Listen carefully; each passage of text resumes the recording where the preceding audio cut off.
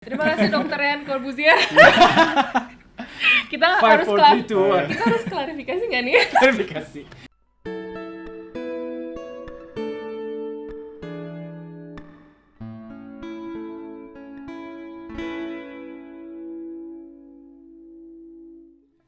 Halo semuanya, selamat datang di Mako Talk bersama saya Rehan Maritra dan ada tamu spesial hari ini. Rara Sekar, Ben Sekar, matrilineal. Ben Laksana. Oke. Dan hari ini kita akan bahas tentang suatu topik yang sangat menarik, yaitu pengaruh berkebun terhadap kesehatan mental. Oke. Weh, Yeay. berat banget. Ini pertama kali ada setting podcast kayak gini ya, jadi mantap. Kita mulai aja. Aku banget ya. Kita mulai. Gimana sih? Kita mulai. Oke. Aduh. Kita mulai. Oke. Oke. Jadi Ben bisa ceritain mungkin sedikit ke teman-teman Mako Talk gimana pengalaman kalian berkebun? Pertama kali mulai kapan dan apa yang buat kalian pertama kali mulai berkebun? Oke, pertama kali ya. Kamu Pertama sih kali. sebenarnya pertama kali ya belajar. Iya, pertama kali berkebun tuh sebenarnya tahun berapa ya? 2012, 2013 sih. Pertama kalau kali Ben. pas pertama kali waktu itu lagi S2 di Selandia Baru, terus saya kayak wah, gila stres gitu kan, lagi ngerjain S2 tesis gitu. Terus saya kebetulan di Selandia Baru banyak kawan-kawan yang suka berkebun, bahkan dosen sendiri suka berkebun gitu ya. Terusnya kayak, oh ternyata ini hobi nasional gitu.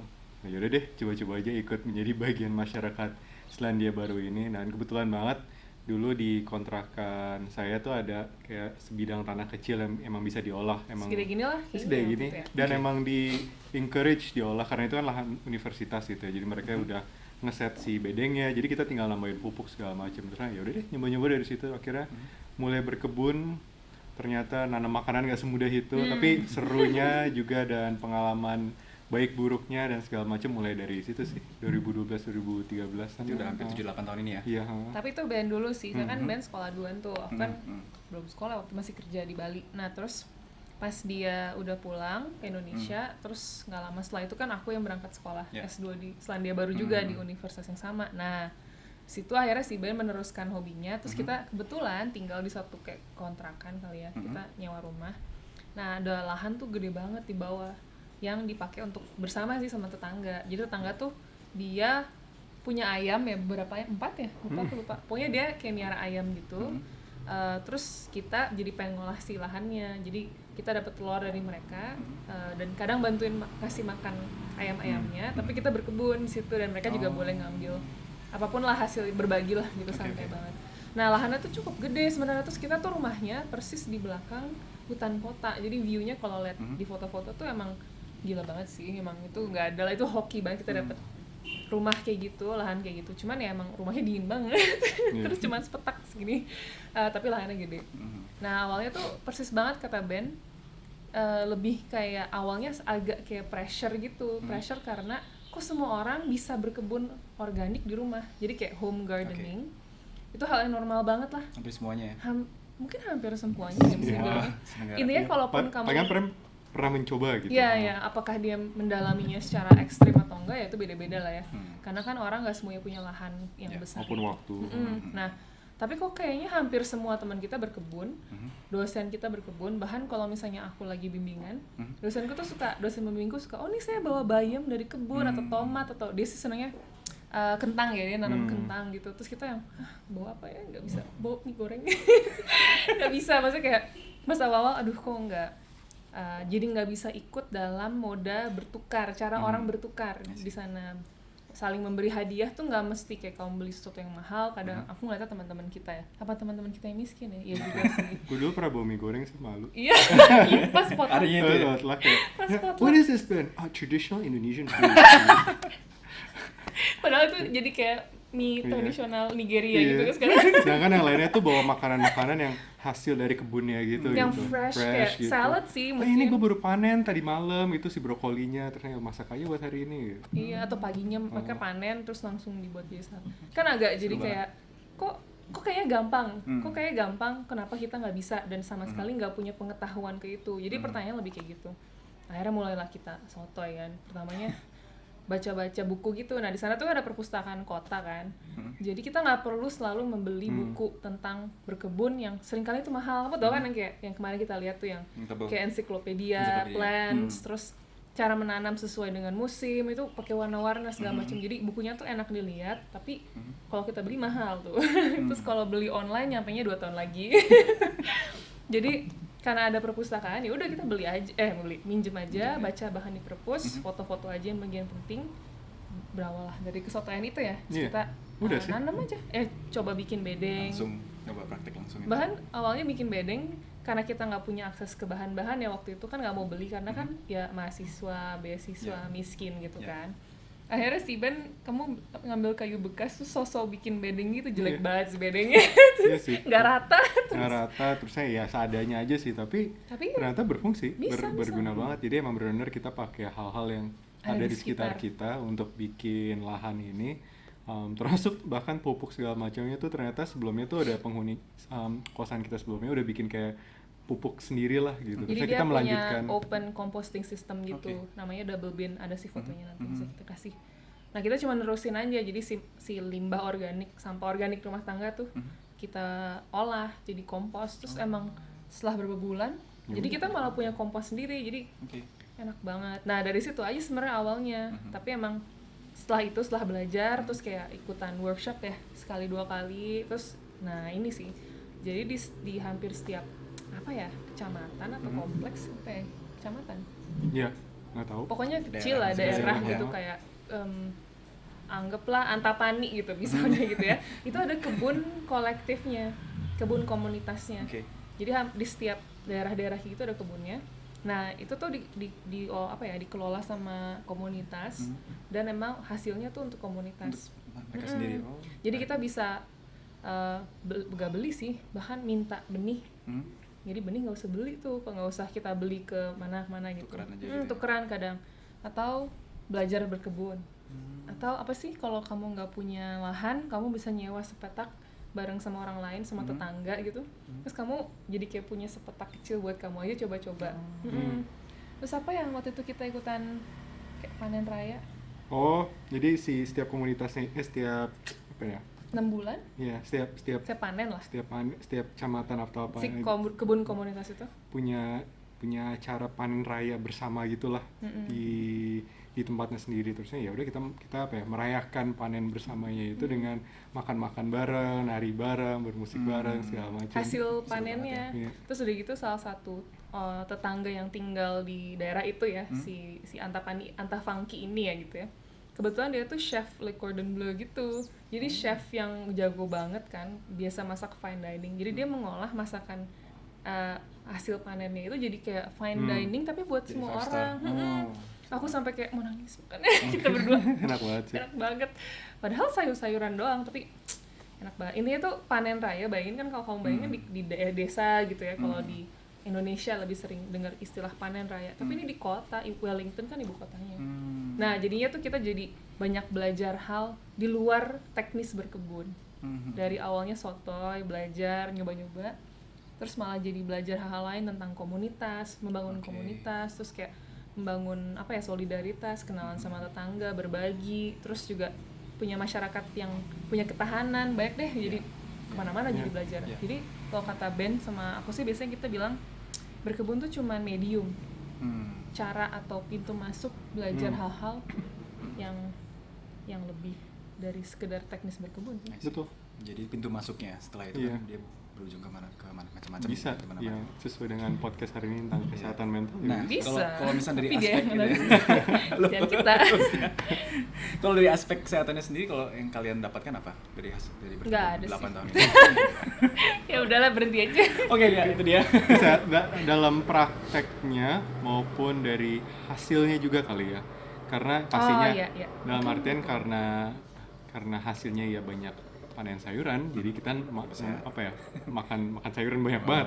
Kita emang lebih mungkin 80% plant based tapi nggak 100% vegetarian vegan. Dulu pernah lama sih vegetarian hampir vegan. Cuman ada kondisi yang mengharuskan kita untuk nggak 100% lah Oke. gitu. Kondisinya kesannya kayak mau mati. Kondisinya Kayak ada cuma kondisi. kebetulan Kondisi. lagi Bilang aja sih sebenarnya. kebetulan lagi di Palembang pengen banget makan Aib sih. Nah, iya sih. pempeknya enak banget. Oke.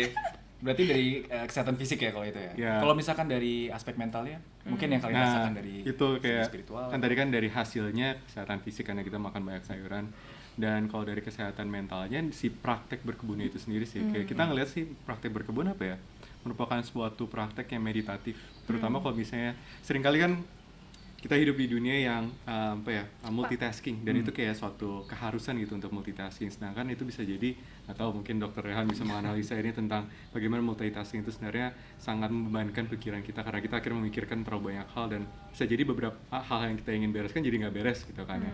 Sedangkan berkebun tuh kita diminta untuk fokus ke satu hal saja sambil merasakan, menikmati, mengalami apapun yang ada di depan mata kita saat itu gitu. Jadi kita benar-benar Presence lah, ada kehadiran. kehadiran kita benar-benar ada di sana gitu. Soalnya kebun tuh kayak apa ya, harus mungkin agak lebay karena kita juga belum punya anak, tapi kebun itu benar-benar kayak punya anak sih, kayak butuh perhatian secara konstan, butuh diperhatikan, kayak pagi dan sore itu berbeda sekali gitu, terusnya Beda musim, beda musim, kebutuhan. beda ya, dan lain sebagainya itu, dan akhirnya kita diminta kehadiran kita untuk benar-benar fokus saat itu tentang si kebunnya itu gitu, dan itu akhirnya bisa membantu kita untuk apa ya, sedikit menenangkan diri ya, ketika misalnya waktu itu Rara lagi sibuk dengan tesisnya gitu, dan gue juga dengan berbagai macam pekerjaan, kita bisa ke kebun sebentar, sejenak, dan kadang-kadang cukup lama gitu ya untuk Sejenaknya 2 jam. 2 jam itu untuk benar-benar kayak meditasi, fokus ke satu hal tentang merawat kebun itu sendiri udah, dan akhirnya sedikit melupakan tentang permasalahan-permasalahan yang sedang kita alami dan menenangkan anxiety kita sih. Itu sangat membantu sih. Berpengaruh banget ya. Iya, meditatif lah bisa dibilang. Bisa kalau aku juga ngeliatnya lebih kayak kesempatan buat hening gitu loh. Jadi kan keseharian kita kan berisik banget ya. Yep. Berisik secara Informasi yang kita terima. informasi yang kita terima, jadi maksudnya jadi berita-berita segala Yeah. macam, tapi juga ke sekeliling kita berisik gitu, ada suara motor, ada kalau lewat pasar segala macam tuh bising gitu. Semua orang. Harus ngobrol segala macam gitu, harus podcast nih gimana nih. Pikirannya kemana-mana. Pikirannya Iya. kemana-mana, dan banyak stimulan ya istilahnya Iya, tuh kayak stimulan. si otak kita tuh harus selalu gitu On ngerespon, gitu. Iya. ngerespon, bereaksi terhadap hal.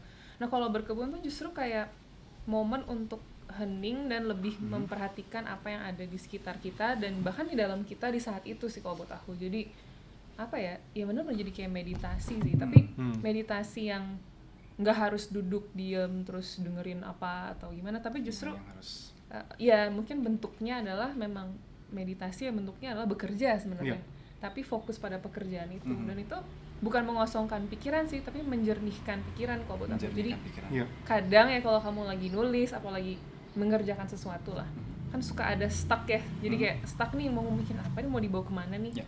Nah kadang kalau lagi melakukan sesuatu yang meditatif, apakah itu ngerajut atau apa, atau tadi berkebun, tiba-tiba tuh kayak oh ini idenya, terus tiba-tiba kayak udah ketemu gitu si si jalinan yang kita cari itu. Dan kadang kita cuma butuh itu sih untuk banyak hal, nggak cuman yang intelektual tapi juga emosional. Kayak kita sebel nih sama ini, kenapa ya kita sebel, awalnya cuman marah doang, terus pas berkebun atau ngelakuin sesuatu yang repetitif, yang sangat fokus dan presence itu tuh jadi kayak oh sebenarnya aku tuh marah karena sebenarnya aku marah ke diri aku sendiri gitu. Jadi hal-hal kayak gitu jadi lebih waktu untuk refleksi mungkin ya. iya saat sangat berkebun. reflektif, banget. benar, sangat reflektif.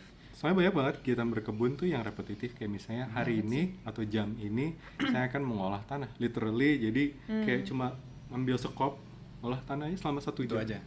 Udah, itu aja, terus saya beresin. Terus udah nggak ada hal lain. Soalnya bahkan itu belum kita harus panen yang potnya, soalnya belum waktunya ya. Jadi kayak hari itu benar-benar ngabisin waktu buat Apalagi nanam benih sih. Iya. Nanam benih tuh kayak sangat repetitif, tapi juga harus meticulous gitu. karena harus memperhatikan. Tapi ini disclaimer-nya adalah konteksnya adalah kita adalah tukang kebun, dalam arti orang yang bergiat apa sih penggiat berkebun di kota yang untuk hobi ya. Yeah. Kalau pekerjaan kita sebagai petani mungkin aku nggak bisa bilang kalau ini jadi meditatif, spiritual selalu. Bisa dan jadi beban. Jadi beban karena jadi kerja mungkin. Karena Iya. ada outcome ekonomi yang emang harus dikejar gitu. Kalau kita kan nggak Nggak terlalu lah gitu. Kayak oh ya udah gagal panen ya beli ke pasar gitu. Iya. Mungkin beda konteksnya. Iya, Jadi aku nggak konteksnya mau beda. menggeneralisasi. Cuman setidaknya kalau buat teman-teman yang mau mencari medium meditatif atau reflektif tadi, mungkin berkebun bisa jadi salah satunya gitu. Tapi tanah ya. Wah, pasti. Tapi aku selalu merekomendasikan bermain dengan tanah. Kita nggak main hidroponik, bukannya apa ya, emang nggak tahu caranya dan emang kita suka banget sama medium tanah itu sendiri sih. Nggak tahu kenapa. Sensasinya beda. Beda sih. Kalau di Ada penelitiannya kayaknya. Iya. Kalau kenapa orang grounding dan lain-lain kan. Tapi kayak megang tanah tuh tahu kayak merasa hadir dengan ibu bumi itu gitu. Secara insting mungkin karena kita kan roots kita kan ancestor kita kan emang ya sehari-harinya dengan tanah, dengan alam segala macam dan itu Biologis belum berarti. berubah secara biologis di otak kita tuh hal itu belum berubah, belum evolusi. Jadi sebenarnya saat ini kita masih sangat-sangat connected dengan alam, dengan kehijauan. Bahkan makanya banyak penelitian yang bilang kalau kita punya peliharaan anjing, kucing apa sebagainya itu sangat membantu dari segi kesehatan mental kan. Karena emang ya our roots gitu. Sejarah kita adalah dengan hewan, dengan alam. berdampingan dengan alam gitu gitu. Jadi itu akan mengingatkan kita untuk kembali ke roots. Dan itu sebenarnya ada penelitian yang berhubungan dengan tadi yang multitasking itu. Sebenarnya emang generasi sekarang anak-anak tumbuh era 2000-an ke atas dengan teknologi, mereka lahir udah ada HP dan sebagainya itu mereka memang lebih jago multitasking, tapi itu nggak selalu lebih baik karena sebenarnya itu mereka tuh gampang untuk sebenarnya nggak ada istilah multitasking bersama itu nggak mungkin divert attention-nya secara cepat itu sebenarnya istilah multitasking untuk bisa berpindah fokus secara cepat, tapi jadi mereka tuh bisa kurang attention sebenarnya. Jadi mereka mengalami kesulitan untuk fokus pada satu hal secara mendalam. Misalkan untuk baca buku misalkan yang memerlukan waktu berjam-jam kan nggak bisa. Jadi attention span itu sangat singkat. Itu sebenarnya itu efek samping dari multitasking itu. Dari sebenarnya yang dari itu nggak bisa disalahkan juga karena emang kebanyakan anak-anak tumbuh di masa yang seperti itu kan. yang kayak gitu ekosistem yang dibangun seperti itu. Jadi ya itu mungkin berkebun bisa untuk melawan. Betul. Atau bukan melawan sih, tapi kayak Resisten. membongkar atau menantang sih. Karena jujur mungkin kita juga termasuk angkatan itu tapi yang lebih tuanya lah ya. Maksudnya kan kita juga udah internet native gitu dan lain-lain. Tapi berkebun tuh lumayan memaksa kita untuk si fokus dan hening itu. Betul. Karena kalau sebenarnya kita nggak ngelakuin itu, ya mati sih tanamannya. Ya. Jadi kayak hidup belum mati anjay. Sesuatu yang dirawat. Tapi iya sih. Iya. Ya kalau misalkan mungkin teman-teman pernah main Tamagotchi Iya. atau mungkin punya peliharaan digital. Kayaknya Animal Crossing. Animal Crossing. Kayak nggak mati sih Animal Crossing, cuman ya ada kecoa ya. Iya, tapi kan ya gitu lah. Jadi tapi kalau ini kan lebih real gitu. Jadi sebenarnya dan sebenarnya mungkin berhubungan sama Animal Crossing sih sebenarnya. Mungkin teman-teman yang belum pernah berkebun tapi pernah main apa sih istilahnya Harvest tuh? Moon. Iya, yang simulasi kehidupan gitu kan. Stardew Valley. Stardew Valley. Tahu rasanya harus merawat sesuatu seperti apa, ada antisipasi setiap hari bangun dengan harapan apa hasil ininya apa panennya seperti apa atau misalkan kabar hewan ternaknya apa segala macam seperti apa. Jadi itu kan hanya digital, tapi ini kalau kita bicara dunia aslinya itu sangat berbeda ya, sangat lebih mungkin nggak bisa dikalkulasin aja sih, kayak banyak yang nggak bisa di apa namanya kita prediksi sebelumnya. Iya. Apalagi soal penyakit kayak tanaman kena penyakit.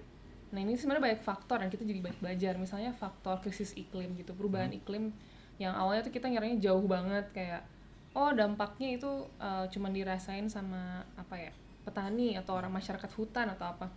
Ternyata enggak gitu, di perubahan iklim yang enggak jelas bahkan ya yang batas antara musim hujan kemarau yang kayak agak kabur gitu, itu lumayan berdampak pada tanaman banget. Jadi biasanya muncul binatang-binatang atau kayak insect yang lebih banyak populasinya. Ya, berarti kan tanaman kamu dimakan karena kita organik ya. Jadi nggak pakai pestisida kimiawi atau pupuk kimiawi gitu. Yeah. Dan itu juga jadi kadang kayak kita ngerasa udah ngelakuin semua sesuai dengan protokol kesehatan. Jadi kayak band tuh yang selalu nyiapin pupuk organik, terus juga pestisida alami gitu segala macem. Udah malah bikin kalender di WhatsApp lagi, di Google Calendar gitu tuh ada per beberapa minggu sekali gitu. Dan kayaknya tuh udah sesuai banget, tapi tetap aja nggak bisa. Nggak tapi bisa. tapi itu sih yang harus ditekankan. Balik lagi tadi yang kata Rara tentang berkebun ini kan bukan bukan sumber pendapatan kita Iya, kan iya, iya. Jadi dan ini sebenarnya walaupun banyak juga kan kita juga banyak lihat teman-teman kita yang berkebun, mereka tuh sangat mengharapkan hasil karena mungkin udah terbiasa dengan Harvest Moon, main Stardew Valley dan Animal Crossing gitu kan ya, kayak ada hasil yang bisa dipastikan akan Diharapkan, didapat dengan kita nanam benih terus langsung muncul beberapa minggu kemudian atau beberapa hari kemudian. Tapi kalau misalnya kita di dunia nyata dengan berkebun real gitu ya, nggak bisa kan dipastikan seperti itu. Yang ketika kita terus mengharapkan hasil, justru itu akan sangat kontraproduktif terhadap kesehatan mental kita. Iya, banget. Karena akhirnya kayak, oh ini kok nggak sesuai hasil, jadinya kita malah marah-marah karena berkebun. Ekspektasinya tuh terlalu ada kemelekatan pada ekspektasi itu. Jadi in a way juga berkebun jadi belajar buat bisa lebih rileks terhadap ekspektasi itu sih. Jadi kayak nggak semua hal di dunia ini bisa dikendalikan. Iya, itu sih. Ada penerimaan bahwa some things are out of our control gitu, di luar kendali kita, dan kadang-kadang kita harus memasrahkannya terhadap alam semesta gitu. Kalau kata Siddhartha Gautama sih life is suffering. Iya.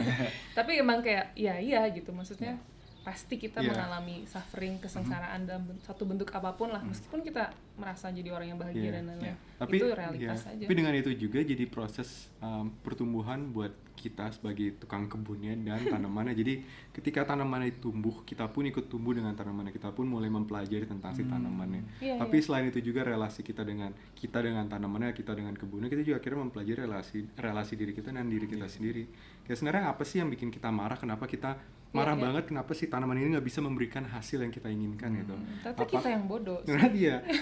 Apakah relasi keinginan kita untuk selalu menginginkan sesuatu dari tanaman ini bisa kita juga refleksikan keinginan kita dengan misalnya hal lain, misalnya saya kesel karena anak saya tidak demikian, atau istri saya atau suami saya tidak demikian, atau kawan saya tidak demikian gitu. Jadi pola pemikiran itu bisa bisa kita aplikasikan yang lain. Itu kayak framework sih jadinya. Makanya jadi kayak banyak sekali sih yang bisa dipelajari. Maksudnya kadang aku juga ngelihat berkebun tuh jadi banyak, di dalam proses berkebun banyak metafor kehidupan yang iya juga ya gitu. Tapi mungkin kadang kalau diceritain tuh emang kayak agak lebay lu gitu. Tapi misalnya kemarin baru ngobrol juga tentang, jadi ada beberapa tanaman, terutama tanaman buah tuh kamu harus pruning. Jadi kamu harus potong nih daun-daun keringnya, atau kalau misalnya dia udah pertumbuhannya terlalu lebat, dia justru harus dipotong supaya pertumbuhan buahnya itu lebih baik. Jadi nggak cuma numbuhin daun. Nah kan kayak pruning tuh dalam kehidupan kita juga ngelakuin itu kan. Kita motong hal-hal yang nggak esensial buat kita gitu, untuk pertumbuhan buah kita. Aku jadi kayak ini kayak kemarin kita baru bahas tentang hoarding gitu. Hoarder gitu. Pas banget kan, kayak kenapa gue harus tetap mempertahankan hal-hal ini yang sebenarnya nggak esensial dalam hidup kita ya. Jadi justru orang yang suka nimbun barang ya, nyimpen barang.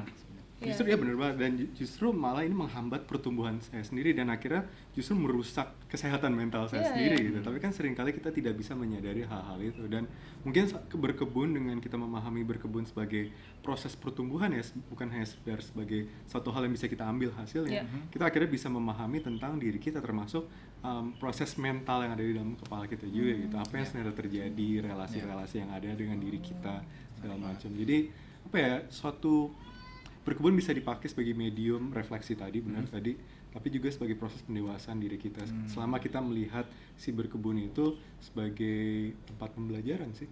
Iya, dan kalau kamu tahu kan tanaman itu sebenarnya ini salah kaprah karena kita terbiasa dengan perawatan yang kosmetik. Jadi permukaannya doang, daunnya yang dilap. Manusia banget ya. Proyek pembangunan banget ya sih itu. Jadi kita cuma fokus ke penampilan tanamannya gitu, kayak dibuat mengkilat atau kayak kalau ada daun kuning yaudah potong gitu.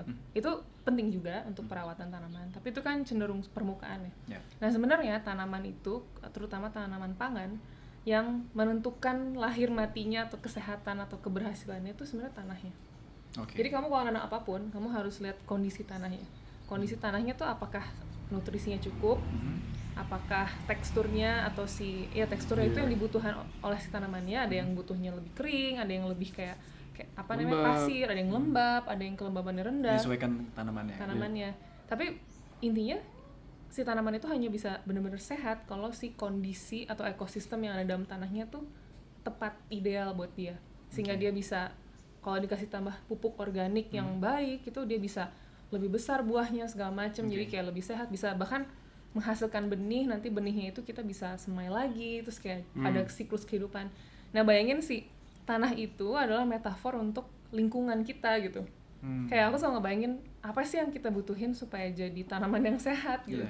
Banyak banget kan yang kita nggak punya gitu sebenarnya, kayak makanan udah kotor kan, terus apa ya, lingkungan kita juga toksik, kadang kayak kita sendiri toksik gitu, kita yang mengotori bahkan badan kita dan pikiran kita sendiri. iya, pikiran kita, badan kita, terus relasi kita dengan orang lain, dengan alam, dengan diri kita sendiri juga buruk. Terus kita memperbanyak tadi, mungkin kita mengumpulkan, menimbun barang-barang atau emosi-emosi atau memori yang sebenarnya membuat lebih kotor lagi sih lingkungan sekitar kita. Jadi kayak oh iya gitu, aku kadang suka mikir apa yang aku butuhin dan apa yang aku enggak gitu untuk menjadi lebih sehat, sehingga bisa memberi juga. Karena kan tanaman itu sebenarnya dia terus memberi gitu. Kalau dia yang bukan di monopoli ya benihnya oleh perusahaan-perusahaan tertentu, nah itu dia harusnya bisa menua, terus bisa memberi apa ya, benih-benih yang bisa jadi ratusan atau ribuan itu untuk ditanam kembali. Itu kan apa ya, sebenarnya itu adalah kehidupan ya, siklus sih kehidupan yang ideal normal, gitu. ideal Ya, tapi kan kita apa ya, terjauh gitu dari pengetahuan itu. Dan anehnya nggak aneh sih, bagusnya sih berkebun mendekatkan kita lagi dengan pengetahuan yang mungkin ancestors kita atau bahkan orang-orang yang dekat dengan alam ya hidupnya itu memang masih memegang teguh si pengetahuan itu, yang sebenarnya sangat penting sih buat manusia modern. Iya, penting banget sih Itu sih, apalagi tadi balik lagi ke yang kesehatan mental ini, kita berdua ngerasa, nggak tahu mungkin Rehan juga ngerasa kita bergerak terlalu cepat ya di dunia ini gitu. Dan kesempatan-kesempatan tadi untuk refleksi, hening sebentar, berhenti sebentar gitu. Bahkan nggak usah berhenti, kalau ngerem aja dulu gitu kan, dengan berkebun dan segala macam, kayak bisa jadi kesempatan yang sangat penting untuk kita ya ini melihat kembali sebenarnya apa sih yang penting untuk hidup kita, dan apa yang sebenarnya merusak kesehatan kita fisik maupun mental itu gitu. Dan beranikah kita akhirnya nggak pruning, memotong hal-hal itu yang sebenarnya merusak kita sendiri. Itu sih akhirnya. Dan sebenarnya itu secara biologis juga balik lagi, kita tuh menerima stimulan tuh banyak banget setiap saat kan. Apalagi zaman sekarang dengan era digital, HP segala macam, setiap saat kita kalau mau nyari informasi itu cepet banget. Dari HP bisa scroll, endless scrolling segala macam. Tapi sebenarnya otak kita tuh nggak banyak berubah dibandingkan 100, 200 bahkan 1000 tahun lalu. Di mana zaman dulu stimulus itu ya terbatas, apa yang kita lihat, apa yang kita rasakan. Kita diskusi one on one sama orang yang kita lihat secara langsung. Tapi sekarang kita bisa berkomunikasi dengan banyak orang sekaligus gitu kan ya. Dan itu tuh nggak serta-merta bagus untuk kesehatan mental kita sebenarnya. Overload stimulus istilahnya itu bisa buat otak kita, buat pikiran kita tuh lelah jangka panjang ya. Dan emang bagus sekali-sekali kita take a step back, slow down gitu kan. Nggak di kehidupan yang serba cepat ini kita step back dan untuk kasih waktu untuk diri kita berpikir secara alami lagi. Cara kita berpikir saat ini tuh mungkin bisa dibilang belum alami ya, belum sesuai dengan otak kita saat ini. So kita tuh kehidupan kita berkembang lebih cepat dibandingkan otak kita berevolusi. Intinya seperti itu. Alami itu maksudnya sesuai dengan struktur kemampuan otak kita. Nah, dan itu maksudnya ada resikonya sebenarnya. Jadi emang makanya itu balik lagi ya. Contohnya kita selalu ada kecenderungan untuk dekat dengan alam, mau itu punya peliharaan, mau itu punya kebun segala macam. Dan sedihnya sebenarnya makin lama anak-anak terutama zaman sekarang, anak-anak itu waktu mereka bermain di luar itu semakin sedikit dibandingkan zaman dulu. Dibandingkan anak-anak 10-20 tahun lalu, bahkan mungkin kurang dari 2 jam sehari, mungkin kurang dari sejam sehari, sebagian besar dari mereka pilih atau disuruh untuk indoor. Mungkin khawatiran orang tuanya juga karena ya takut kenapa-kenapa di luar kan, makin nggak safe. Terus itu juga kan salah satunya, dan banyak hal lainnya kan, misalkan era digital segala macam. Jadi emang selalu orang tua juga agak paranoid mungkin. Tapi ini efek ke anak-anaknya juga cukup besar gitu. Bahkan anak-anak zaman sekarang itu ada penelitian yang bilang waktu mereka di luar lebih sedikit dibandingkan narapidana di penjara. Jadi narapidana di penjara itu lebih lama waktu mereka, kan wajib kan mereka sejam 2 jam setiap hari harus keluar dari selnya dengan alam apa segala macam. Bersih-bersih atau pokoknya kena matahari lah, kena vitamin D upacara. Kalau anak-anak enggak. Anak-anak terutama pulang sekolah misalkan, begitu sampai rumah udah sampai besok pagi di rumah terus. Sebagian besar on average gitu. Dampaknya apa sih kalau anak-anak kurang waktu di luar dan terpapar dengan alam? Mereka sebenarnya? lebih prone terhadap anxiety dan depresi dalam jangka panjangnya. Itu sudah psikis ya? terbukti. Kalau fisik ada nggak sih? Kalau fisiknya ya Katanya tentu gampang olahraga. alergi gitu, Iya. apa? Maksudnya kan karena mereka nggak ada kegiatan fisik ya pasti lebih cenderung bisa obesitas, kena masalah lainnya segala macam. Dan sebenarnya kalau fisiknya itu olahraganya sih sebenarnya. Dibandingkan dimana zaman dulu anak-anak mungkin bersepeda, main sepeda, pemain apa segala macam, di situ vitamin D kena matahari kan, itu mereka sangat kurang sekarang gitu. Dan itu emang kita belum lihat dampaknya aslinya. Mungkin kalau kita tunggu 10-20 tahun lagi, kita lihat nih generasi sekarang seperti apa nanti. Apakah akan lebih banyak kasus depresi dan anxiety? Kalau memang makin banyak, kita lihat aja sekarang kurvanya udah semakin meninggi kan. Expectation-nya mungkin 20-30 tahun lagi, tahun 2050, nomor 1 leading cause of death mungkin salah satunya adalah depresi. Wow. Banyak yang speculate itu. Dan itu ya banyak faktor sebenarnya yang menyebabkan itu. Salah satunya adalah yaitu kurangnya paparan kita terhadap alam, terhadap kehijauan segala macam. Dan ya itu sih sebenarnya. Tapi tadi kan katanya grafiknya naik nih ya, jumlah orang-orang yang punya anxiety atau depresi gitu. Itu apakah emang seperti itu atau memang ada peningkatan atau karena sekarang ada diagnosisnya? Maksudnya lebih banyak yang terdeteksi ya. Lebih gitu banyak yang terdeteksi dan juga mau mendiagnosis ke expert gitu. Atau ini self diagnose ala-ala masyarakat YouTube. Sebenarnya kalau yang dari penelitian itu pasti kan yang udah udah clinical diagnosis yang medical udah tercatat kan. Berarti kan bagusnya mungkin lebih banyak orang yang berani untuk datang ke tenaga profesional untuk mencari bantuan. Ini bagus sih satu, tapi juga bisa jadi banyak sebenarnya gini, kalau kita lihat depresi nggak mesti di clinical depression yang terdiagnosa oleh psikiater kan. Kita lihat dari kasus-kasus suicide itu kan kebanyakan dari mereka kan yang undetected kan, yang nggak sampai datang ke tenaga profesional maka mereka sampai suicide kan. Kita lihat aja tuh kasus itu semakin banyak kan. Gitu. Jadi itu sebenarnya secara langsung ngasih kita gambaran yaitu dengan kita hidup di hutan yang serba konkret. Sekarang makin kesini daerah-daerah yang urban yang mungkin semakin lama pohon semakin banyak ditebang di daerah-daerah perkotaannya atau mungkin hanya buat estetika, buat formalitas ada hijauan mungkin di kantor ada. Tapi sebenarnya kan bukan itu poinnya kan. Bukan cuma untuk dilihat, bukan cuma untuk menjadi aksesoris kan sebenarnya kan. Tapi poinnya adalah kita harus ikut cemplung ke dalam alam itu sendiri untuk yaitu bersatu dengan soil, dengan tanah kan. Itu dampaknya sangat-sangat berbeda dengan hanya kita taruh tanaman hias misalkan di meja. Aku relasi yang lebih dalam lagi sebenarnya itu kayaknya. Ya bisa aja kita naruh tanaman di seluruh gedung kita yang ber-AC itu, tapi kondisi kerjanya sangat eksploitatif, sama aja sebenarnya. Sama aja. Tapi aku jadi ingat kamu cerita, yang waktu kamu kecil gitu. Waktu kamu kecil kan dia tinggal di hutan lah bisa dibilang ya. Jadi Tarzan ya? Tarzan, caveman. Apa namanya? Main ke sungai itu tuh udah hal yang normal. Aku dulu waktu aku kecil juga deket sama alam gitu, waktu tinggal di sebuah apartemen gitu, emang di luar negeri sih, di Belgia. Itu belakangnya tuh hutan kota juga. Aku sama Ishan tuh suka jalan-jalan ke sekolah, bahkan lewat hutan tiap hari gitu, terus kayak ngambil chestnut, ngambil apa, jadi kayak kita nggak secara sadar bilang aku ingin bermain di alam gitu, tapi memang sedekat itu, tapi memang sedekat itu gitu. Dan aku baru sadar bahwa keterpaparan aku terhadap alam yang luas, yang liar, yang mungkin nggak seliar itu sih, tapi itu tuh jadi membentuk apa yang aku cari juga hari ini gitu. Mungkin memperkuat roots tadi ya, relasi dengan akar. Dan kamu pun mungkin. Iya sih. Nah, tapi gara-gara penelitian tentang depresi itu jadi ingat tentang suicide ya, tentang bunuh diri. Bahkan di penelitian sosiologi pun ada penelitian juga gitu, sosiologi antropolog si Emile Durkheim yang dari Perancis. Ketika ada satu daerah yang semakin terindustrialisasi, nah berarti hutan-hutannya semakin hilang, alamnya semakin hilang, terusnya manusianya itu relasi dengan alamnya hilang, akhirnya mereka punya relasi dengan industri, pabrik, kota, urban gitu. Ada peningkatan jumlah bunuh diri juga gitu. Dan itu dari awal abad 20 si Emile Durkheim udah melihat, udah ngikutin trennya ya. Ngikutin trennya itu dia bikin etnografi di pabrik. Dia ngeliat itu dari catatan sosiologis, antropologisnya gitu, karena belum ke alasan psikologisnya pastinya karena dia bukan ahlinya gitu. Tapi dia menunjukkan bahwa selalu ada trennya yang semakin kita terindustrialisasi semakin juga ada korelasi gitu. Dan itu menarik kan.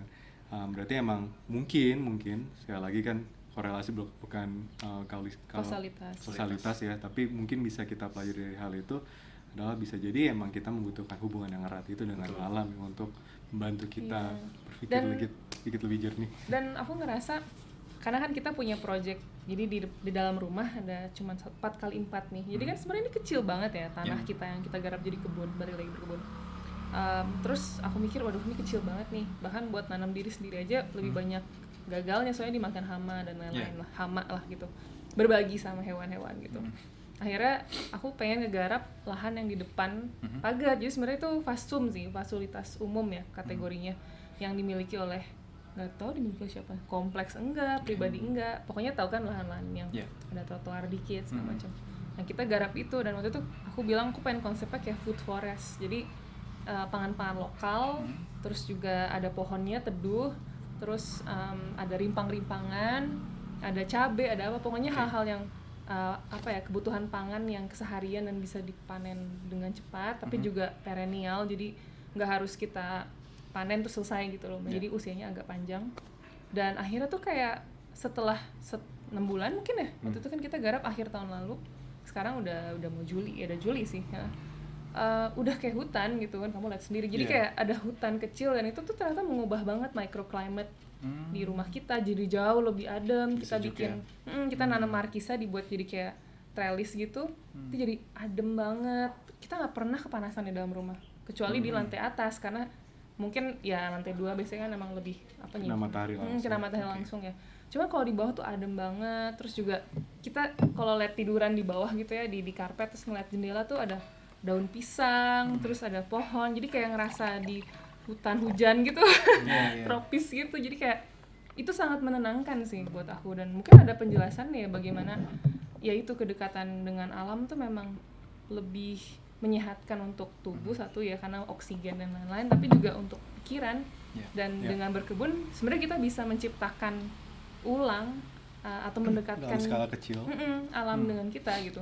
Mau kita kebunnya kebun estetika, kebun dekoratif, maupun kebun pangan, sebenarnya bisa gitu, asal ada lahannya. Nah sebenarnya buat teman-teman yang mungkin ya nggak mungkin daerah rumahnya nggak punya tanah yang cukup kira-kira, atau sebenarnya gimana tips-tips yang untuk mereka yang mau mulai berkebun kecil-kecilan misalnya? Iya, kalau mau berkebun kecil-kecilan bisa berkebun di pot, kayaknya semua orang tahu gitu ya, tentang ya bisa beli pot atau misalnya bahkan beli tempat-tempat aqua bekas gitu, yang hal-hal pokoknya yang bekas-bekas Gak usah gitu. beli sih. Gak usah beli lah, sorry, yang dipakai gitu, reuse gitu kan ya, botol-botol bekas segala macam itu bisa banget, dan itu sangat mudah sebenarnya untuk dilakukan.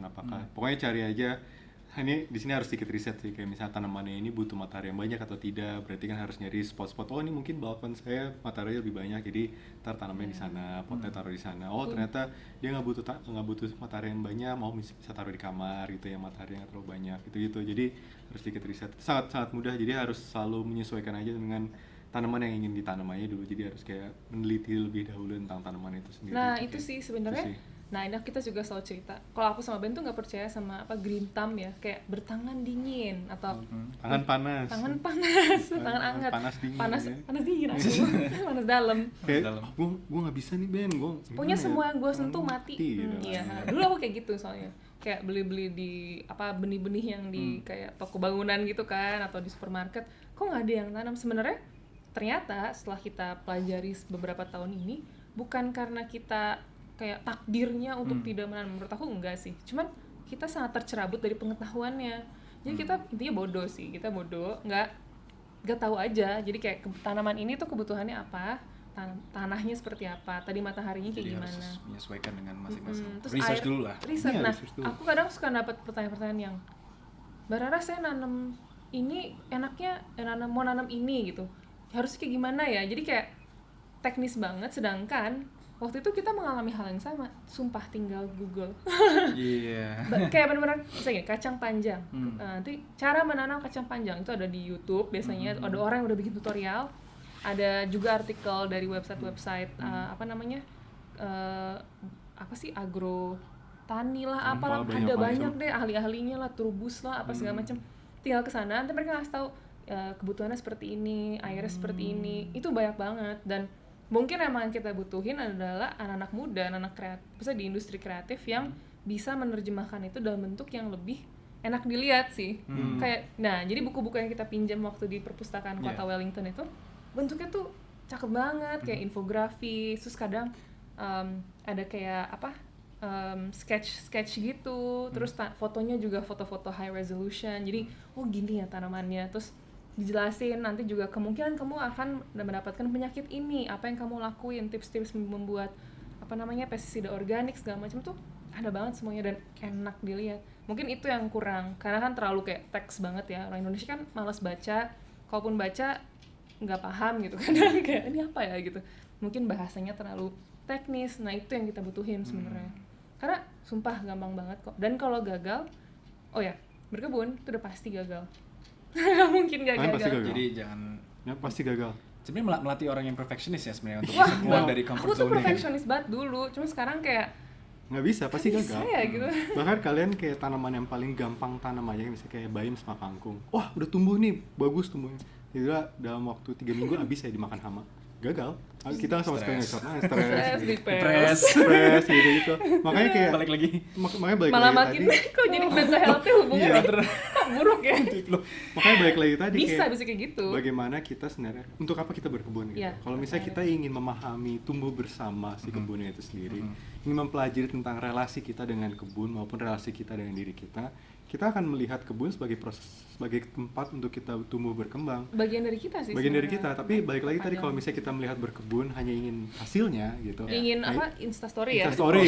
Prosesnya. Makanya di sini akhirnya yang ditekankan adalah prosesnya ketimbang hasilnya tuh ya alhamdulillah kalian dapet gitu ya. Sebenarnya berkebun jadi kayak pendidikan gitu. Jadi kalau buat aku sama Ben, pendidikan itu adalah sesuatu yang proses banget gitu. Mungkin berbeda dengan banyak orang yang enggak itu hasil banget, ya udah kita beda mazhab nih gitu.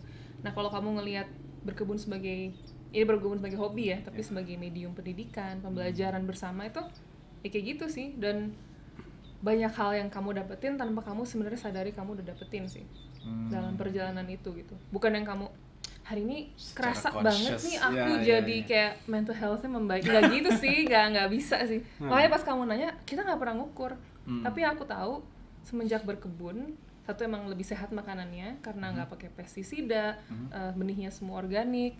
Terus kita juga tahu apa yang kita tanam, sumbernya segala macem dan merawatnya gitu kan. Tapi yang kedua juga kayak kalaupun penat karena tadi banyak stimulun dan lain-lain, tapi kita tahu ada toolsnya untuk kita mencari ruang keheningan itu dan kayak oke, stop dulu deh gitu. Salah satunya itu buat ya musik juga bisa kan pastinya. Tapi berkebun tuh lebih tadi yang kata kamu lebih biologi, organik, lebih menarik yang itu sih kan pasti gagal ya untuk mungkin apalagi pemula untuk awal-awalnya pasti akan ada masa-masa gagal, nggak mungkin sempurna selalu gitu kan ya. Sebenarnya itu melatih untuk kita, ya itu balik lagi salah satu penyebab mungkin anxiety atau depression segala macam adalah kalau misalkan ekspektasi kita nggak sesuai dengan realita. Mungkin kita tuh secara subjektif mengharapkan sesuatu itu seperti ini, atau kita berharap orang lain tuh bisa seperti ini atau berubah sesuai dengan keinginan kita, tapi itu nggak akan pernah terjadi kan. Kita nggak bisa merubah semua orang di sekitar kita kan. Kadang kita harus belajar untuk live with it gitu, learn to cope gitu kan. Dan kadang itu ketidaksinkronan antara ekspektasi sama realita itu mungkin yang bisa jadi salah satu penyebab orang tuh akhirnya berujung ke anxiety dan berbagai penyakit mental lainnya. Jadi sebenarnya untuk berkebun ini bisa melatih orang-orang yang punya kecenderungan itu untuk lebih ini kayaknya emang harus apa sih istilahnya tuh let go gitu untuk bukan berarti kita let go berkebunnya udah bukan let go, tapi maksudnya bukan berarti kita asal ya dalam artian ya udahlah gini aja gitu, enggak, tapi justru itu kayak kita udah memberikan yang terbaik, udah berusaha melakukan yang terbaik untuk kebun kita ini, tapi ujung-ujungnya tetap gagal. Dan memang seringkali ada kegagalan lah, ada kegagalan, tapi bukankah itu sangat merefleksikan hidup ya? Ketika kita udah, dan ini bukan hanya sekedar hal-hal kecil dalam hidup, tapi momen-momen besar dalam hidup kita di mana kita udah give it our all gitu. Semuanya kita berikan tenaga, waktu, segala macam, atensi kita. Tapi ternyata nggak sesuai dengan apa yang kita harapkan sama sekali, bahkan kayak 100% sama sekali tidak sesuai dengan kita harapkan gitu. Kegagalan total. Itu mungkin banget terjadi, dan mungkin itu adalah bagian dari hidup, bahwa ya hidup memang kadang-kadang harus melepaskan bahwa semua hal tuh nggak bisa kita kendalikan. Cuman emang apa ya tadi kegagalan, kesengsaraan atau kesulitan itu kan udah niscaya, dalam arti itu realitas, itu pasti ada lah gitu. tapi gimana kita ngeresponnya sih menurutku itu juga sesuatu Iya. yang perlu kita pikirin selalu sih dalam ngelakuin banyak hal karena oke, kita semua gagal nih, mungkin ada teman-teman yang nyoba yang berkebun terus gagal. Nah, how do you respond to it? Kayak fuck this shit gitu. Kayak gagal. Jadi respon kita terhadap stresor. Iya, itu. Ya, itu sih Aku nggak tahu sebenarnya. sih itu. Ya itu kan perjalanan spiritual masing-masing Iya, ya. Aku nggak iya. bisa, nggak tahu juga formulanya. Aku juga masih suka Angry Bird gitu kan. Kayak sama aja. Iya, iya, iya. Perut gua lapar. Tapi kayak mencoba untuk oke, kenapa ini gagal? Terus ternyata salah. Oke, salah apa ya gitu? Ada yang salah. Oh, musimnya atau mungkin kita mencoba melawan alam waktu itu atau ternyata posisinya kayak pas dilihat ternyata matahari itu Januari ke Juni terus Juli ke Desember itu berubah kayak arah. Jadi kan kayak kita jadi lebih sensitif terhadap diri kita maupun yang di sekitar kita. Oh, jadi justru karena tadi kegagalan itu, jadi karena aku ngerasa sama si Ben nggak mau nih, aku pengen tetep nih. Ya mungkin itu ya si apa ya namanya sih kayak bukan keras kepala tapi perseverance. Apa itu perseverance bahasa Indonesianya? Bukan kerja keras kan, tapi kayak untuk bertahan, untuk konsistensi, konsisten teladanan. Iya, teladanan. semacam kayak pokoknya kita harus lanjut kalau misalnya karena aku pengen banget nanam tomat. Iya, tapi bukan lanjut tapi dengan menutup mata ya, kita lanjut sambil refleksi, belajar dari Oke, kesalahan. salah nih gitu. Teknologi yang bagus. Iya, bukan hanya sekedar ya udah aja terus lah. Enggak. betul. Oke, apa yang telah saya lakukan dengan salah, apa yang bisa saya lakukan lebih baik lagi gitu. Perlahan membangun kembali. Itu bagus banget sih. Karena di masa sekarang mungkin kalau kita perhatikan, kita semakin kesini semakin hidup di lingkungan yang serba kontrol. Sekarang itu kita semua itu sepertinya kita bisa kontrol gitu. Seolah-olah kita merasa kita bisa kontrol segala macam dan kadang tuh makanya itu kalau ada satu kejadian yang melawan itu keluar dari ekspektasi kita itu ya bisa menimbulkan berbagai macam kecemasan dan sebagainya gitu kan. Dan kayaknya Bubble wrap. di bubble wrap kita sendiri Bubble ya. wrap Bubble wrap generation-nya itu Bubble wrap anak-anak generation. itu zaman sekarang itu hidup di ya sudah aman lah, safe, everything is control gitu kan. Dan orang tua juga memang membuat seakan-akan seperti itu. And it's not always a good thing gitu sebenarnya. Emang kita harus bisa belajar dari kesalahan, belajar dari ya itu bagian dari hidup kan sebenarnya. Bagian go back to roots gitu kan. Kembali ke asal kita, kembali ke jalannya hidup Akar gitu, gitu. akar hidup seperti biasa. Ya, itu bagus banget sih analogi yang berkebun, kita belajar dari bisa reflect gitu kan. Ada termnya sih kalau yang sering kita pakai namanya praksis. Praksis itu antara teori dan aksi, tapi ketika kita beraksi melakukan sesuatu, misalnya gagal, kita kembali lagi refleksi tentang landasan kenapa kita melakukan aksi ini, kenapa sih gitu. Pengetahuannya. Jadi pengetahuannya, landasan pengetahuannya kenapa kita melakukan aksi ini. Oh, ternyata pengetahuannya pun ternyata tidak mencukupi, tidak memadai. Kita refleksi apakah pengetahuan itu sendiri sudah memadai atau tidak. Jadi ada proses refleksi dengan apa yang di kepala kita maupun aksi yang kita lakukan dari hasil apa yang dari kepala kita itu sendiri. Banget. Jadi Sebenarnya itu sih. kita bisa lakuin praksis itu dalam banyak hal sih. Iya. Semuanya sih, pekerjaan kita, dokter juga pasti lah. Masa kalau misalnya ngelakuin ini, wah ternyata nggak mau bisa tahu nih. ini ternyata mati orang. Mati Kenapa ya? orang. Mungkin refleksi dulu ya. Belajar Aduh. Harus belajar Tapi ulang. maksudnya keras kepala gitu, bukan salah gua. sorry Sorry ya. ini udah takdir. Jadi, Nah tapi kayak gitu, jadi kayak kayaknya mungkin aku bisa lebih baik kalau aku mungkin coba ini gitu. Ya sama sih dalam segala hal gitu. Iya. Jadi banyak yang kita pelajari secara teoretik juga. Jadi di level intelektual kita baca buku-buku lah yang tentang kita tahu gitu spiritualitas tentang lah, atau kayak buku agama atau belajar dari tokoh agama. Pokoknya itu kan pengetahuan yang di level intelektualitas. ya. Kadang itu tuh nggak bisa diterjemahkan dalam pengalaman. Dan ketika nggak diterjemahkan dalam pengalaman, dia kan nggak akan jadi kesadaran sih. Nah, berkebun tuh uniknya buat aku sama Ben tuh menjadi si ruang yang bisa menerjemahkan beberapa hal intelektual itu. Misalnya nggak harus pengetahuan yang kayak teori sosiologi atau antropologi gitu, nggak, tapi apa aja sih. Jadi sesuatu pengalaman akhirnya jadi kesadaran. Jadi itu penting banget. Dan karena di luar aku nggak dapat keselamatan itu. Misalnya di luar berkebun tuh sulit banget. Karena tadi ya banyak sekali. Kita dituntut hasil kan di luar gitu. Sedangkan tuh kayak di berkebun tuh buat kita paling enggak adalah ruang bebas nilai. Nggak ada yang ngejudge kamu gitu kan. Kecuali kalau emang kamu benar-benar patokan sosmed banget ya berkebunnya. Hubungan kamu dengan berkebun adalah sosial media gitu. Harus menunjukkan hasil ke masyarakat. Kalau kita kan ini adalah ruang untuk eksperimen diri kita gitu kan, untuk memahami dan lain sebagainya.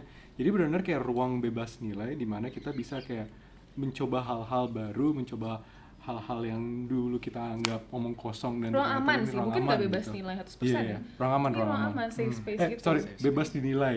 Oh, bebas nilai itu kayak iya, bukan mungkin. bebas nilai, tapi bebas dinilai orang gitu. Iya, itu benar sih. Karena jadi waktu awal kita berkebun itu, karena aku bikin hashtag Rara Ben Home Garden tuh kayak saking nggak taunya sampai salah grammar. Maksudnya kayak nggak aku pikirin kayak bener pokoknya Rara Ben Home Garden pokoknya kayak ya. asal aja, kayak bener-bener asal. Yang sekarang jadi kayak wah, Rara Ben Home Garden padahal itu sumpah bukan brand. Iya, jadi emang bukan tujuannya dari awal untuk Enggak. show off atau bukan Mungkin untuk sosial. sharing ya, dalam arti Iya. karena waktu itu kebun kita bagus banget view-nya di New Zealand dan aku sering aja nge-post apa yang ada di New Zealand. Cuma kan kita waktu itu kan akses ke internetnya terbatas karena mahal. Jadi kita jarang update. Terus terang aja. Jarang update nih ya kan. Nah, terus kayak relasi kita sama sosmed tuh sebenarnya juga agak apa ya? Problematis Iya, atau bisa dibilang. kita nggak punya relasi yang sesuka itu sama sosmed gitu.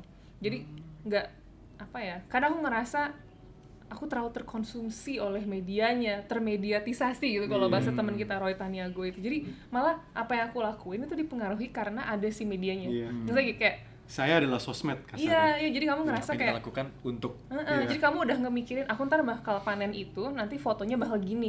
Jadi aku udah mikirin dulu karena Hasil, ada fotonya. Iya, Nah, hasil itu udah pikirin kalau hasil. ternyata hasilnya nggak sesuai dengan yang kita bayangkan, marah. balik lagi kan. Justru itu. Angry. Jadi counter. Iya, justru itu baiknya balik kan. lagi. Kalau Nah. kalian hasilnya yang ditujuin termasuk hasilnya adalah untuk sosmed bukan hasil sekedar makanan ya. Hasilnya bisa seperti ini gitu, bisa kayak kontraproduktif itu untuk kesehatan mental Nah, justru. itu susahnya mencari titik seimbang atau titik tengah buat masing-masing pasti berbeda. Dimana kamu pasti butuh sosmed untuk berbagi lah ya kan, kita social creatures Yeah, ya, kita pengen berbagi dan Wajar. apalagi di masa pandemi gini susah untuk ketemu orang langsung kayak gini, kebetulan kita keluarga aja jadi bisa gitu kan. Tapi pengen berbagi tapi kamu juga nggak mau termediatisasi tadi gitu, dimana akhirnya kamu berkebun hanya untuk konten atau ya mungkin ya untuk masing-masing lah, tapi apa ya motivasinya ya. Cuman kalau kita mau ngomongin yang tadi tentang mental health, jangan sampai justru malah membawa kita ke dalam siklus kayak masuk ke lubang hitam yang baru Lingkaran gitu. setan yang baru. Iya, dan Nah, itu bisa itu. banget terjadi Bisa banget. gitu. Bisa banget terjadi. Jadi, ya. Makanya sekali lagi mau nekenin sekali lagi tujuan kalian berkebun untuk apa? Iya. Gitu. Itu Bukan sih. kalau untuk likes dan untuk Ya nggak subscribe tahu gitu ya, sih. aku nggak tahu ya itu bagus atau nggak sih, Ya, nggak tahu. itu balik lagi, Dokter nih. balik lagi sebenarnya. Sebenarnya udah ada video terpisah lain. tentang sosial media tentang internet, tapi sebenarnya itu intinya adalah kalau tujuan berkebun untuk itu hasil untuk serta-merta di share ke teman-teman untuk show off, pamer pas segala macam. Oh ini nih apa segala macam. Ya itu mungkin bisa nggak sesuai dengan dia. Sebenarnya itu balik lagi ke masing-masing individu kan, dia Bagaimana dia sebenarnya menyikap merespon dan juga Iya. tadi apa motivasinya. motivasinya untuk berkebun apa. Tapi Iya. sebenarnya kalau kita bicara mental health, dia banyak pengaruh baiknya, yaitu dari yang barusan hal yang disampaikan tadi, bahwa dia bisa menjadi media untuk refleksi diri, kita belajar atau cara merespon terhadap hal-hal dalam kehidupan kita, mungkin hal yang mungkin nggak sejalan dengan apa yang kita inginkan, atau mungkin hal yang kesalahan yang kita pernah buat. Jadi waktu untuk refleksi gitu, untuk step back sejenak sebenarnya di kehidupan yang serta fast pace ini. Kita ada ruang ya, safe space untuk kita bisa berdiam diri, untuk benar-benar be in the present moment. Karena kayaknya banyak banget yang mengalami kesulitan itu untuk be present in the moment. Kebanyakan dari kita banyak yang mungkin terlalu mikirin masa lalu, banyak regrets, banyak penyesalan, atau mungkin terlalu anxious, Future oriented. cemas, future oriented. Apa sih apa yang akan datang ke depannya, apa segala macam. Jadi terlalu worried sama yang jarang yang mungkin bisa benar-benar stay in the present dan you just enjoy life how it is gitu kan. Setuju. As is. As is. Itu susah sekali. Ya. Oke lah ya. Karena Kita kehidupan pendek teman-teman, kehidupan itu singkat. Wes. Iya sih, apalagi dengan corona ya kita Apalagi makin corona, nggak tahu makin nggak tahu sebenarnya. kapan. Jadi Betul banget. Nah, apalagi mungkin di masa pandemi gini teman-teman yang mungkin punya waktu lebih daripada kita scrolling endless scrolling endless gitu scrolling tadi, dan sempat aku masuk ke dalam lubang hitam itu sih kayak kok jadi scrolling mulu gitu kan. Akhirnya kita malah yaudah deh garap kebun tetangga loh. Kita Enggak, rebut tanah tapi tetangga. benar banget sih, dan mungkin ntar paling Rehan kan yang ngebahasnya jauh lebih dalam lagi. Kerasa banget pribadi bagaimana endless scrolling ini, attachment kita, keterikatan kita sama sosial media tuh kerasa banget di sini. Kerasa ya? Kerasa banget, pribadi kerasa, makanya Dan kerasa ada yang salah. kerasa ada yang salah, tapi kita tetap Kayak ini nggak tahu gak sih kayak normal ya. makan makanan enak banget, tahu ini bikin gua nggak sehat. Tahu banget nih ya. Tahu banget terus hajar aja terus. Dikat segini Makanya doang dikat video. ya, soalnya padet. Soalnya padat gemuk. Padet. Itu makanya gitu, tapi kan kayak nggak bisa berhenti kan gitu. Iya. Akhirnya kita akhir-akhirnya lagi ambil keputusan drastis sih, kayak misalnya gue pribadi lagi matiin total Iya. sosmed, lagi Aku sering uninstall log, social aku media. tapi aku log out. Jadi Iya. kayak kadang misalnya aku ngasih waktu di mana aku harus buka karena ada beberapa pekerjaan yang mengharuskan aku kan. Tapi sisanya aku log out. Yuk. Iya. Jadi Yuk. susah. Jadi kayak untuk login kan kamu extra effort segala Betul, macam. betul. Se-ekstrim itu lagi. Tapi ya Itu tuh cara kita untuk bertahan. ya mungkin ada gitu. cara lain aku nggak tahu Iya, gimana tapi ya. kita pengen benar-benar sedikit apa ya, tidak ingin didefinisikan oleh sosial media. Ya. Jadi ada pesan-pesan terakhir untuk teman-teman yang nonton, mungkin tips-tips terakhir atau yang mau disampaikan Tentang berkebun kali ya. Jangan mati. Jangan mati dulu. Iya. merekanya. Kena COVID. Karena COVID ya. Jadi Stay jangan safe. stay safe, ikutin Ya, itu. protokol kesehatan. Setelah itu Setelah itu baru kalau mau mulai berkebun sama sekali belum pernah, aku selalu Start small, mulai Start kecil. minta benih atau beli benih. Kalau mau yang gampang banget ditanam, benih tuh yang agak besar ukurannya. Jadi biasanya tuh benih-benih Kacang panjang. Kangkung tuh kecil ya, kecil. Kangkung, Ya? kangkung agak gede lah. besar gitu. Bahkan yang Bunga kalau telang. bunga telang, atau bahkan kalau misalnya tanaman yang kecil benihnya bisa kayak mulai dari bayam Ya. gitu. Itu nggak terlalu sulit. Tapi intinya dimanapun kalian menanam, mau di balkon, mau di kebun, mau di dalam rumah, cari lokasi yang memang ada matahari. Karena Ya, Oke. pasti butuh. tumbuhan kan berfotosintesis ya. Ini yang Iya. emang Iya, biologi ya. Dan sebenarnya juga Tolong. ini dan hargai proses sih. Kalian mungkin kayak mulai berkebun tuh udah punya angan-angan punya apa ya, kebun besar forest sendiri gitu kan ya. Wah, gue bisa metik tiap hari, ini makan tiap hari. Nggak akan, sorry aja ya, nggak akan kalian punya kayak Nggak gitu. seinstan itu Nggak sih. seinstan Nggak seinstan itu. itu. Hargai proses itu. Ya, suatu hari kalau kalian memang konsisten punya komitmen juga dalam hal itu, bisa membuat hal seperti itu ya. komit ya. Ya, tapi juga kita bisa menghargai proses. Oh ya, ini saya hari ini nanam satu benih ini dan tumbuh berhasil. Telah saya panen, masak dan enak. Udah, hargai itu ya prosesnya. Dan nikmati juga prosesnya dan apa ya, nikmati bahwa saya telah berhasil melakukan sesuatu gitu. Yang sebenarnya bisa jadi hal ini di luar kendali saya gitu. Banyak hal di luar kendali saya. Itu yang penting sih. Itu yang penting Jadi sih. pembelajaran sebenarnya. Dan pokoknya jangan males kali ya buat bertanya ataupun riset sih. Riset Iya. kecil-kecilan kayak apa ya di Google, di YouTube, apapun itu tuh Banyak banget, sekali. resourcesnya banyak banget. Resource ini tuh udah terlalu berlimpah justru. Kita jadi malas justru untuk mencari karena saking sebenarnya Banyaknya. berlimpahnya. Tapi ya percayalah bahwa kami pun melalui proses yang sangat sama gitu. Jadi belajar dari nol. Dan aku sama Ben ini anak ilmu sosial ya, dalam artian bukan anak pertanian, kehutanan atau agroekonomi atau apapun. Jadi sebenarnya ini pengetahuan yang sudah tercerabut aja sama kita, tapi sebenarnya bisa kita peroleh kembali. Jangan malu aja untuk bertanya ke Google atau pokoknya cari dimanapun lah search engine kalian. Bertanya ke misalnya deket petani nih, tanya-tanya aja gimana sih, ada kendala apa. Kalian jadi belajar tentang krisis iklim, tentang susahnya menjadi petani. Kalau jadi bertanya, jadi ingin tahu sih, rasa ingin tahu itu emang harus terus di apa ya, Pupuk pupuk terus. kali ya. betul. Karena itu yang membuat kamu jadi tidak berhenti berkebun sebenarnya. Kalau nggak ya pasti putus asa, selesai, stres, depressed, and then selesai. Ya benar banget kata Rara. Kita sih belum berhenti belajar sih. Makanya kita belum berhenti berkebun. Iya. Jadi itu sih sebenarnya salah satu yang jangan pernah merasa puas juga ya. Yap. Karena ini sesuatu yang terus-menerus, continue. Harus konsisten secara bertahap dan jangan terlalu cepat expect sesuatu gitu instan. Sebenarnya nggak cuma untuk berkebun aja sih, untuk aspek-aspek lain dalam kehidupan juga seperti itu sebenarnya. Pola pikir yang harus dikembangkan sebenarnya. Biar mungkin bisa bantu teman-teman yang lagi kesulitan, mungkin lagi banyak permasalahan mental segala macam, mungkin belajar dari berkebun dulu, akhirnya bisa berdampak ke aspek-aspek lain dalam kehidupannya gitu. Jadi untuk mengembalikan apa ya, ritme kehidupannya. Oh, ya, ritme kehidupan ya. Yang lebih sehat gitu maksudnya. Oke. Gitu. Ya itu Ya, sih. benar. Mungkin bukan mengembalikan, bahkan menciptakan ritme Iya. kehidupan yang lebih sehat, yang lebih Ya. enabling itu apa sih bahasa Indonesia?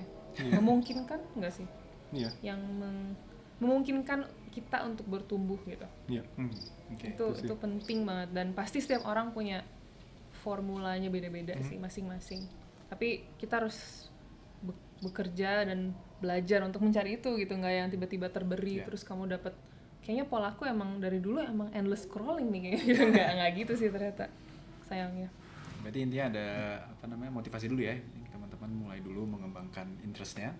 Setelah itu pasti akan menemukan masalah-masalah itu kan nanti bisa tanya orang, itu balik research apa segala macam itu gampang lah ya. Yang penting step pertamanya dulu ya. Iya, Step pertama keterbukaan untuk itu. mulai dulu. Keterbukaan itu udah. Oke deh, terima kasih banyak Raben sudah hadir dalam podcast bukan? Vlog. Dalam video ini. Podcast. Podcast pertama. Documentary. Iya, terima kasih Dokter Rian Corbuzier. Kita 5, 4, 3, 2, 1. kita harus klarifikasi nggak nih? Klarifikasi berkebun. Siap. Nanti bikin- Klarifikasi. Bikin thumbnailnya yang menarik. Iya. Oke, terima kasih semuanya. Selamat Sampai ketemu. berkebun. Dadah. Selamat berkebun. Dah.